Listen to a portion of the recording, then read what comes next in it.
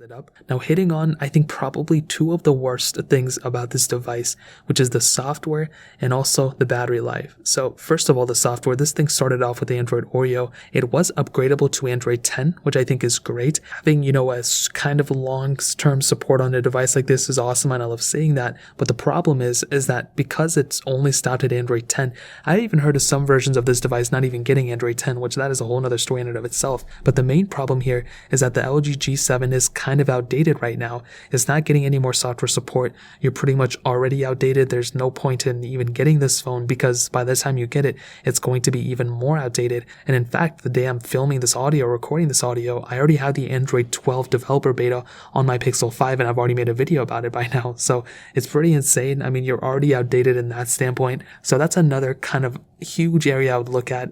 Getting something that even like the Pixel that came out in 2018, like the Pixel 3, is going to get you a much better experience in terms of software for around the same price, if not cheaper, than the G7. But it's weird though, because the G7 is such a good feeling phone and it has such a kind of still decent looking screen. So it's kind of misleading in a way, because I just feel like if these manufacturers take their software seriously, I feel like more people would end up using their phones and for a much longer duration of time. I don't feel like a lot of people use LG phones anymore unless they're like somehow associated with Pixels or Nexus devices or iPhone panels or whatever the case is. Now the battery size is also only 3000 mAh.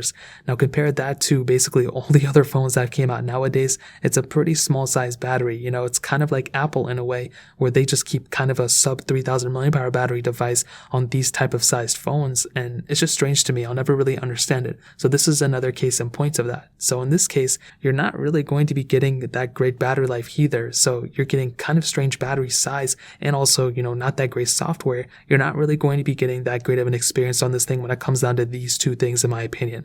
And because it's already a couple years old, it's probably degraded a little bit in the battery standpoint too. So keep that in mind. But that's really the main two disadvantages of picking up the LG G7 in 2021. Now,